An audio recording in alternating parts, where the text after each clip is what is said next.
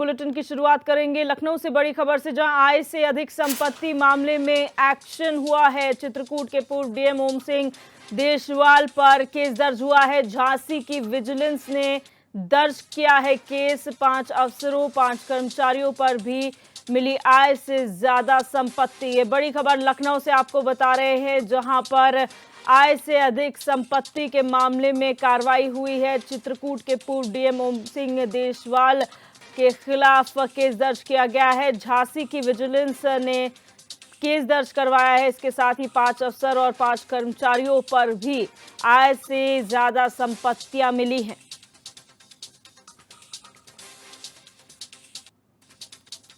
तो ये बड़ी खबर आपको बता रहे हैं लखनऊ से, जहां पर विजिलेंस की टीम ने एफआईआर दर्ज कराई है चित्रकूट के पूर्व डीएम ओम सिंह देशवाल के खिलाफ, जहां पर आय से अधिक संपत्ति का ये पूरा मामला है जिसमें केस दर्ज हुआ है। आपको बता दें झांसी की विजिलेंस टीम ने केस दर्ज करवाया है। इसके साथ ही आपको बता दें 5 अफसर और 4 कर्मचारी ऐसे हैं जिन पर आय से ज्यादा संपत्ति मिली है। हमारे यूपी हेड प्रदीप आनंद श्रीवास्तव हमारे साथ फोन लाइन पर जुड़ चुके हैं। प्रदीप, ये जो विजिलेंस की टीम ने केस दर्ज कराया है चित्रकूट के पूर्व डीएम और कर्मचारियों पर, क्या कुछ जानकारी उसे लेकर है? देखिए दिव्यदर्शनी, ये मामला करीब पुराना मामला है। इसमें जो है सतर्कता समिति ने इस पर एक वीआईएल दाखिल की थी, जिसमें तत्कालीन डीएम और उनके जो 4 और माता थे उनके खिलाफ जांच के आदेश मिले थे। और उस जांच में पाया गया कि आय से अधिक संपत्ति का मामला इनके पर सिद्ध होता है, क्योंकि अगर ये सरकारी मुलाजिम है तो इनके पास जो वस्तुएं होनी चाहिए, जो एक्चुअल स्थिति होनी चाहिए इनके आय की, उसका विवरण ये नहीं दे पाए। और ऐसी स्थिति में इनके ऊपर दोष की दुआ और इनके ऊपर ये जो है अब कोर्ट ने केस दर्ज किया है। और निश्चित रूप से जो भारतीय न्याय व्यवस्था है, ये फैसला आने के बाद जो लोगों की का विश्वास है भारतीय न्याय व्यवस्था में, वो और बढ़ा है। निश्चित रूप से ये एक भारतीय न्याय व्यवस्था की एक बेहतर और अच्छी परिभाषा हम बता सकते हैं, दे सकते हैं, क्योंकि डीएम की अगर बात करें या फिर उनके माताओं की बात करें, बहुत मजबूत प्रोफाइल होता है। और ऐसी स्थिति में अगर इनके पे केस दर्ज होता है और इससे अगर रिकवरी की बात आती है, तो अपने आप में ये भी एक बड़ी और दिलचस्प बात है। जी, यहाँ पर क्योंकि केस दर्ज किया गया है, जाहिर सी बात है कुछ जांच में निकलकर सामने आया होगा। कितनी ज्यादा संपत्ति यहाँ पर आय से ज्यादा पाई गई है कर्मचारियों, अधिकारियों और डीएम के पास? देखिए, अभी इसका ठीक ब्यौरा जो है वो नहीं मिल पाया है, लेकिन जो प्रारंभिक जांच है उसमें ये सिद्ध हो गया है कि इनके पास आय से अधिक संपत्ति है। अभी उसकी भी जांच चल रही है, कहाँ पे कितने इनके फार्म हाउसेज हैं, कितना पैसा इन्होंने अपने जो है बैंक लॉकर में छोड़ रखे थे, या तमाम ऐसी संपत्तियां थी इन्होंने जो अपनी पत्नी या फिर अपने सगे संबंधियों के नाम से ली हैं। इन सब का की जांच चल रही है। वो भी चीजें सामने आते ही पब्लिकली जो है जो समिति जांच कर रही है, वो मीडिया ब्रीफ के माध्यम से पब्लिकली करेगी और तब जानकारी इसकी मिल पाएगी। जी, बहुत शुक्रिया प्रदीप जानकारी के लिए। और अब बात करेंगे सिद्धार्थनगर से बड़ी खबर का, जहां एचएनएन की खबर का बड़ा असर हुआ है। सड़क किनारे अतिक्रमण हटाने में प्रशासन जुटा हुआ है। ये बड़ी खबर आपको सिद्धार्थनगर से बता रहे हैं। नगर पंचायत और पुलिस प्रशासन की नींद टूटी है। बीते दिनों अतिक्रमण के चलते 2 बच्चों की मौत हुई थी, एक महिला को भी अपनी जान गंवानी पड़ी थी। और इसी के चलते अब प्रशासन हरकत में आया है और सड़क किनारे से अतिक्रमण को हटाया जा रहा है। एचएनएन की खबर का बड़ा असर देखने को मिला है, जहां प्रशासनिक अधिकारी अपनी कुंभकर्णी नींद से जागे हैं और जो सड़क किनारे अवैध अतिक्रमण हो रहा है उसे ध्वस्त किया जा रहा है। आपको बता दें कि मोटरसाइकिल सवार एक महिला और 2 बच्चों की जान चली गई थी, जिसके बाद ये पूरा प्रकरण सामने आया था। अतिक्रमण जो अवैध रूप से हो रहा था उसकी बात सामने आई थी और अब खबर चलने के बाद प्रशासन हरकत में आया है और सड़क किनारे से जो अतिक्रमण है उसे हटाया जा रहा है।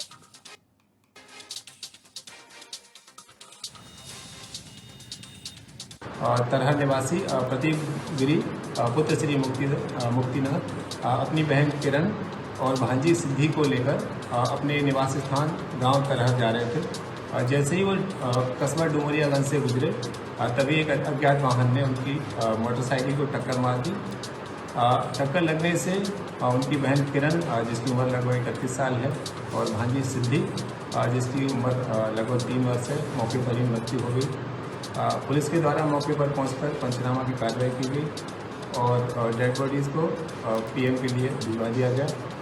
मोटर साइकिल चालक प्रदीप गिरी को कोई चोटें नहीं आई हैं। अज्ञात वाहन को ट्रेस करने के लिए पुलिस टीमें लगाई गई हैं। अज्ञात वाहन और ड्राइवर को जल्द से जल्द ट्रेस। और श्याम सुंदर शुक्ला हमारे संवाददाता हमारे साथ फोन लाइन पर जुड़ चुके हैं। श्याम, क्या कार्रवाई इस पूरे मामले में हो रही है? प्रशासन द्वारा कितने अवैध अतिक्रमण हैं जिन्हें ध्वस्त किया जा रहा है? जी, आपको बता दें कि सबसे पहले कि सिद्धार्थनगर में HNN न्यूज खबर का बड़ा असर देखने को मिला है। 2 घंटे में खबर चलने के बाद कहीं ना कहीं जो नगर पंचायत प्रशासन और पुलिस प्रशासन की नींद टूटी है, क्योंकि जब खबर प्रमुखता से दिखाई गई तो खबर को देखते हुए उसको कहीं जो प्रशासन है पूरी तरह से सड़क के किनारे जो गिट्टी मोरंग की दुकानें थी जो सड़क पर अवैध अतिक्रमण कर रखे थे, उसको रात के 8 बजे ही उन्होंने उसको JCB मशीन लगाकर उसको हटाना शुरू किया। वहीं जिलाधिकारी सिद्धार्थनगर द्वारा भी सख्त निर्देश दिए गए हैं कि जो भी सड़क पे अवैध बस स्टैंड लगाए जाते हैं या सड़क के किनारे अवैध अतिक्रमण किए गए उसको सख्त से खाली कराएं, क्योंकि जिस तरीके से कल की घटना देखी गई कि ये दुर्भाग्यपूर्ण घटना कहें या एक इस तरीके से घटना हुई है कि एक महिला और 2 बच्चे की त्योहार के दिन अतिक्रमण के कारण ही जब बस अनियंत्रित हुई तो कहीं ना कहीं वो खींच कर लेकर गई और उसमें जो बाइक चालक था उसकी चपेट में आने से वहां 3 लोगों की मौत हुई है, जिससे कहीं ना कहीं पूरी तरह से जिला प्रशासन पूरी तरह से एक्टिव हुआ और सभी लोगों को ये निर्देश दिए कि जहां भी अवैध अतिक्रमण उसको हटाएं जिससे कोई दुर्घटना न घटने पाए। लेकिन सबसे बड़ी लापरवाही अभी भी सिद्धार्थनगर में देखने को मिल रही है कि जो ARTO है वो पूरी तरह से लापरवाह बना, क्योंकि जो सड़क पर लोग अवैध स्टैंड चला रहे हैं उसके खिलाफ कार्रवाई नहीं की जा रही। और जो सड़क के किनारे ढाबे हैं या जो भी रेस्टोरेंट है उस सड़क पर ही गाड़ी लोग खड़ा करके कहीं ना कहीं वो पूरी तरह से अवैध अतिक्रमण करते हैं, जो गाड़ियां खड़ा करते हैं उसके खिलाफ भी एक जो है चेकिंग करना ARTO की बहुत जरूरी है, क्योंकि इससे लगातार जो दुर्घटनाएं हैं वो बढ़ रही है सिद्धार्थनगर में। जी अच्छा, यहाँ पर जिस तरीके से खबरें चलती हैं उसके बाद प्रशासन हरकत में आता है, क्या प्रशासन को इससे पहले नजर नहीं आता कि अवैध रूप से अतिक्रमण हो रहा है? क्या किसी जान जाने के बाद ही प्रशासन हरकत में आएगा? जी, कहीं ना कहीं जो पहले जिलाधिकारी ने सभी को निर्देश दिए थे अवैध अतिक्रमण को लेकर, लेकिन जो यहाँ का प्रशासन है, चाहे नगर पंचायत प्रशासन हो, पुलिस प्रशासन हो, ARTO विभाग हो, पूरी तरह से कुंभकर्णी का नींद सो रहा था। लेकिन जब इतनी बड़ी घटना हुई है नागपंचमी के दिन तो कहीं ना कहीं जिलाधिकारी ने रात्र को ही मीटिंग करके ये निर्देश दिए हैं कि अगर इस तरह की लापरवाही हुई तो उसके ऊपर कड़ी कार्रवाई की जाएगी। लेकिन ARTO विभाग अभी भी सो रहा है, वो उसकी कुंभकर्णी की नींद अभी भी टूटी नहीं है, क्योंकि जो सड़क पर अवैध बस स्टैंड चलते हैं ये सबसे बड़े कहीं ना कहीं दुर्घटना को दावत दे रहे हैं। जो दंगा मार वाहन है वो भी कहीं ना कहीं पूरी तरह से दुर्घटना को दावत दे रहे हैं। जी, बहुत शुक्रिया श्याम तमाम जानकारी साझा करने के लिए। और अब बात करेंगे बिजनौर से बड़ी खबर की, जहां स्कूल जा रहे छात्र को ट्रक ने टक्कर मारी है। ये बड़ी खबर आपको बिजनौर से बता रहे हैं, जहां सड़क हादसा हुआ है। यहाँ एक ट्रक ने स्कूल जा रहे छात्र को टक्कर मार दी। टक्कर से छात्र की मौके पर ही मौत हो गई। मृतक कक्षा 7 का छात्र बताया जा रहा है। ट्रक ड्राइवर ट्रक छोड़कर फरार हो गया। गंज हल्दौर रोड के चंदनपुरा के पास की एक घटना है, जहां पर एक 7वीं में पढ़ने वाले छात्र की ट्रक से टक्कर होने से मौत हो गई है। मौके पर ही इस छात्र की मौत हुई है। गौरव त्यागी हमारे संवाददाता हमारे साथ जुड़ चुके हैं फोन लाइन पर। गौरव, क्या जानकारी है इस हादसे के बारे में आपके पास? देखिए दिव्या, मैं आपको बता दूं ये पूरा जो मामला है बिजनौर के गंज और बिजनौर मार्ग का ये मामला है, जहां पर एक छात्र जो सामर्थक है ये गंज का रहने वाला है। ये कक्षा 7 का छात्र है और ये अपनी साइकिल से स्कूल पढ़ने के लिए जा रहा था। जैसे ही चंदनपुर के पास पहुंचा तो पीछे से आ रहे तेज रफ्तार जो ट्रक है उसने जोरदार टक्कर मार दी है। टक्कर लगने से जो समर्थक है उसकी दर्दनाक मौत यहाँ पर हो जाती है। उसके बाद जब सूचना पुलिस को मिलती है, पुलिस मौके पर पहुंचती है। उसके बाद उन्होंने जो समर्थक है जिसकी मौत हो गई थी उस छात्र के परिजनों को जब सूचना दी है वो मौके पर पहुंचे हैं। वहां पर कई घंटे से यहाँ पर जाम लगा हुआ है और उन्होंने कार्रवाई के लिए मांग की गई है। ट्रक जो चालक है वो मौके से से फरार हो गए हैं। लगातार अगर बिजनौर की बात की जाए तो काफी यहाँ पर जो सड़क हादसे हैं वो रुकने का नाम यहाँ पर नहीं ले रहे हैं, जहाँ पर आप देख सकते हैं किस तरह से जो साइकिल है उसकी, जो छात्र है उसकी साइकिल भी नीचे है, वो पूरी तरह जो उसका सिर है वो पूरा टायर के नीचे आ गया था और उसकी दर्दनाक यहाँ पर मौत हो जाती है। जी यहाँ पर जिस तरीके से इस तरीके के हादसे लगातार बढ़ते जा रहे हैं, आप बता रहे हैं प्रशासन क्यों इन पर रोक नहीं लगा पा रहा है? देखिए, प्रशासन की बात की जाए तो इस तरह से मुख्यमंत्री योगी आदित्यनाथ लगातार जो अभियान है वो लगातार चलवाते रहे हैं, और बात की जाए तो प्रशासन लगातार लोगों को जागरूक कर रहा है, मगर कोई यहाँ पर जो लापरवाही है यहाँ पर देखने को मिल रही है। जब लगातार जो प्रशासन है वो सड़क पर उतरकर लोगों को हेलमेट देता है, सब कुछ करता है, उसके बावजूद भी यहाँ पर सड़क हादसे रुकने का नाम नहीं ले पा रहे हैं। जी दिव्या जी, बहुत शुक्रिया जानकारी के लिए गौरव। अब बात करेंगे रायबरेली से बड़ी खबर की, जहां बारिश के चलते मकान की छत गिर गई। ये बड़ी खबर आपको बता रहे हैं। यहां पर तेज बारिश का कहर देखने को मिला है, जहां एक घर की छत गिर गई। मलबे में दबने से युवती की मौत हो गई है, एक महिला घायल है। बछरावा थाना क्षेत्र के पश्चिम गांव की घटना है, जहां बारिश के चलते एक मकान की छत ढह गई और इसके मलबे में दबने से एक युवती की मौत हो गई है। वहीं एक महिला घायल बताई जा रही है। ये घटना बछरावा थाना क्षेत्र के पश्चिम गांव की है।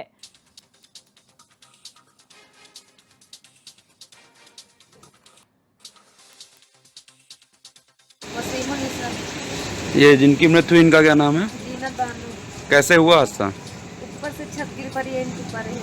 कच्चा मकान था? ऊपर की कच्ची छत। अच्छा, डाल वाले। तो इनकी उम्र कितनी होगी? लगभग 22 साल। 22 वर्ष। कहाँ? और लक्ष्मी शंकर सिंह हमारे संवाददाता हमारे साथ जुड़ चुके हैं। लक्ष्मी, क्या जानकारी है पूरे मामले में आपके पास? जी सिनेमा में मैं आपको बिल्कुल बताना चाहूंगा। ये हादसा तब हुआ जब लगातार बारिश हो रही, जिसके महिला के कच्चा मकान था, जहां उसकी कच्ची छत गिर जाने से महिला की मौत हो गई। वहीं दूसरी महिला गंभीर रूप से घायल हुई, जिसको अस्पताल लेकर पड़ जाएंगे। लेकिन सवाल ये उठता है, जहां सरकार लगातार पक्की छत की बात करती है, लेकिन वहां जो सिस्टम में बैठे लोग आखिरकार इनकी जानकारी पहले क्यों नहीं लिया? आखिरकार इनको पहले पक्की छत का क्यों नहीं कराएगा? सबसे बड़ा सवाल ये उठ रहा है। जी, यहाँ पर इस वक्त जो घायल महिला है उसकी स्थिति क्या बताई जा रही है? इस समय उसकी स्थिति काफी सुधार हुआ है, लेकिन फिलहाल काफी चिंताजनक बनी हुई है और उनका इलाज अभी भी जारी है। वहीं दूसरी महिला की दर्दनाक मौके पर मौत हो गई है। पुलिस ने शव को कब्जे में लेकर पोस्टमार्टम के लिए भेज दिया गया है। अच्छा, आपने ये कहा कि यहाँ पर प्रशासन इस ओर ध्यान नहीं दे रहा। आखिर कितने ऐसे मकान हैं जो कच्चे मकान हैं और जिनमें कभी भी कोई बड़ा हादसा हो सकता है? प्रशासन तभी जागता है जब कोई हादसा हो जाता है। प्रशासन तभी जागता है, अगर उसके पहले खबर चलाई जाती है तो प्रशासन उसको संज्ञान नहीं लेते हैं। ऐसे में कहीं ना कहीं देखा जाए तो जिला प्रशासन है जो उनकी भी लापरवाही जरूर सामने निकल कर आ रही है। जी, बहुत शुक्रिया लक्ष्मी जानकारी के लिए।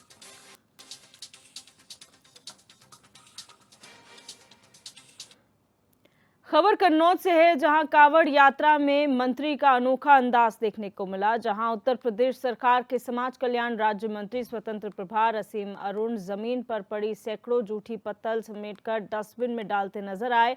मंत्री असीम अरुण कांवड़ियों के भंडारे में घंटों श्रमदान करते नजर आए। शुक्रवार को हजारों की संख्या में हरदोई बिलग्राम से मेहंदी घाट से गंगा जल लेकर कांवड़िए कन्नौज के सिद्धपीठ बाबा गौरी शंकर मंदिर पहुंचे थे।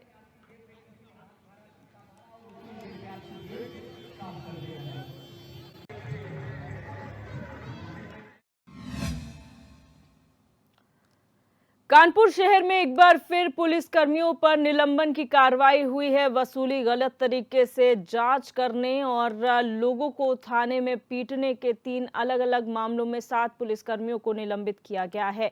पीआरवी में तैनात पुलिसकर्मियों ने आम आदमी को रोककर वसूली का प्रयास किया था। वहीं एक दरोगा 3 सिपाहियों पर मुकदमे में गलत तरीके से फाइनल रिपोर्ट लगाने का भी आरोप है।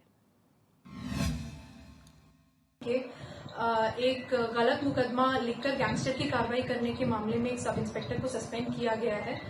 वहीं बिल्हौर में एक एक सब इंस्पेक्टर के द्वारा एक व्यक्ति को गलत तरीके से हिरासत में 2 दिन रख के उस पर गलत निरोधात्मक कार्रवाई करने की वजह से उसे सस्पेंड किया गया है एवं शिवराजपुर के अतिरिक्त निरीक्षक को सस्पेंड किया गया है, जिसमें कि उनके द्वारा अपहृता की बरामदगी किए बिना मुकदमे में एफआईआर लगा दी गई, जिसकी वजह से उनके खिलाफ वैधानिक कार्रवाई की गई है। इसमें सभी प्रकरणों में विस्तृत तरीके से प्रारंभिक जांच प्रारंभ की जा चुकी है एवं आवश्यक वैधानिक कार्रवाई भी की। ब्रेक के बाद आप सभी का एक बार फिर से स्वागत है। रुक करेंगे रायबरेली से खबर का, जहां लगातार हो रही बारिश से हर कोई परेशान है। शहर में बारिश ने लोगों को गर्मी से राहत तो दी है, लेकिन 2 घंटे की झमाझम बारिश ने नगर पालिका की पोल खोलकर रख दी है। लगातार बारिश होने से लोगों के घरों में पानी घुस गया है, जिसकी वजह से लोगों को काफी परेशानियों का सामना करना पड़ रहा है। शहर में पानी होने से भी लोगों को आने जाने में दिक्कतों का सामना करना पड़ रहा है।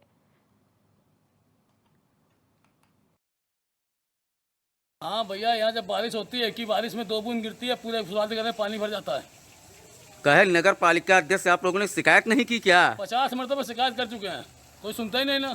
वो तो कहते थे 1 फोन पर काम करेंगे। 1 फोन पे नहीं, 1000 फोन पे काम नहीं करेंगे। नहीं करेंगे? नहीं करेंगे। अरे अध्यक्ष है उनका। वो अध्यक्ष है? अच्छा, चुनाव के पहले वोट मांगने आते थे? हाँ, चुनाव के पहले उनका चुनाव में मेहनत किया हम लोगों ने। मेहनत की? हाँ, मेहनत किया है। अब बताते हैं कि 1000 बार आप फोन करो, हम नहीं आएंगे, अब काम नहीं करेंगे। अरे भैया, राहुल गांधी यहाँ से सांसद हैं, अरे कांग्रेस का गढ़ है, नगर पालिका अध्यक्ष कांग्रेस के, ऐसा कह रहे हैं आप? सही बात कह रहे हैं आप, मगर आप देख लीजिए जल भराव देखिए, पानी घरों में पानी भरा पड़ा है। ये आजाद नगर बहराने को जाने वाली रोड और ये मुख्य मार्ग है बहराने को जाने वाला आजाद नगर से। और आप देख सकते हैं किस तरह का जल भराव यहाँ पर है।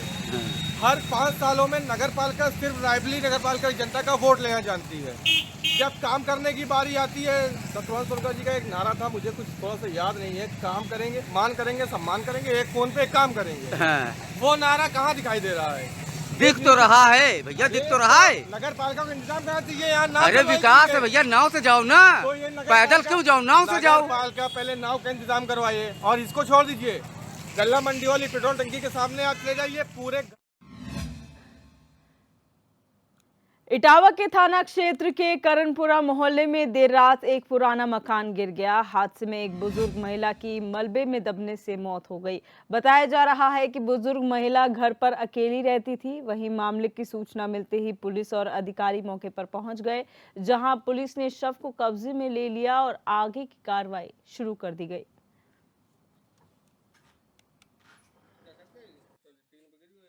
मुझे मालूम पड़ा कि जो लेंटर जैसे गिरा, तब उसके बाद हम लोग देखने आए कि पता लगा कि लेंटर नीचे गिर गया है। तो हमने देखा, हमने चाची फोन लगाया, चाची कहाँ है? चाची पता लगे कि जब ये मलबा आया तब मालूम पड़ी कि दबी पड़ी है। तब फिर हम लोगों ने इंफॉर्मेशन कर दी पुलिस को इंफॉर्मेशन करने के बाद तो पुलिस आए, एसपी वगैरह सभी लोग आए। अगर तुम लोग ना होती तो उसके बाद में चल तो भी बिजनौर के नजीबाबाद गंग नहर में 3 कावड़िए डूब गए। बताया जा रहा है कि मोटरसाइकिल सवार कुछ कावड़िए जल लेने के लिए हरिद्वार जा रहे थे, तभी उनकी बाइक अनियंत्रित होकर गंग नहर में जा गिरी। नहर में पानी ज्यादा होने की वजह से डूबे हुए तीनों कावड़ियों का अभी तक कुछ पता नहीं चल पाया है, जबकि रेस्क्यू टीमें सभी की तलाश में जुटी हुई हैं।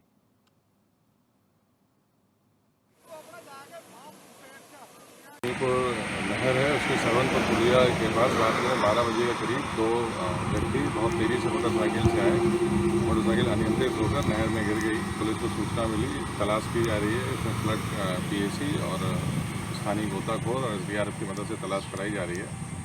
अभी एक व्यक्ति ने संपर्क किया है, इससे पता चला है कि ये लोग बरेली के रहने वाले हैं और जल लेने के लिए हरिद्वार जा रहे थे। ये लोग 8 बाइकों पर 16 लोग चले थे, इनके 2 लोग नहीं मिले हैं।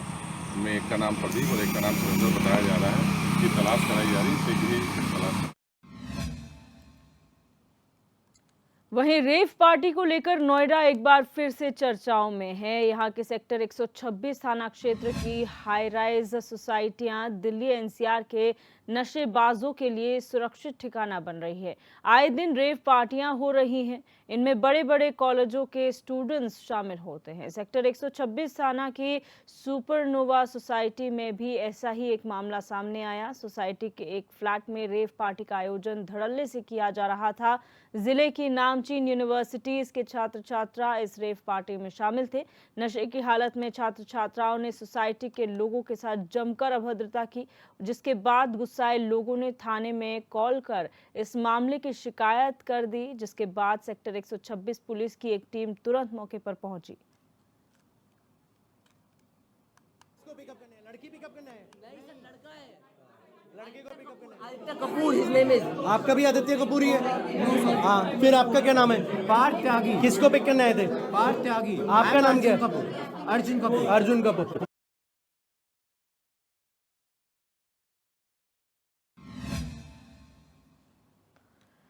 नोएडा थाना सेक्टर 58 पुलिस ने अमेरिकी नागरिकों के साथ धोखाधड़ी करने वाले गैंग का खुलासा किया है। सिस्टम पर पॉप अप भेजकर सिस्टम को हैक कर बैंक खाता हैक होने का डर दिखाकर ऑनलाइन धोखाधड़ी करने वाले गैंग का पर्दाफाश करते हुए 3 महिलाओं समेत 15 अभियुक्तों को गिरफ्तार किया गया है। अभियुक्तों के कब्जे से घटना में प्रयुक्त 27 laptop, 16 mobile phones, 1 internet router, 2 internet switch, 20 headphones बरामद किए गए हैं।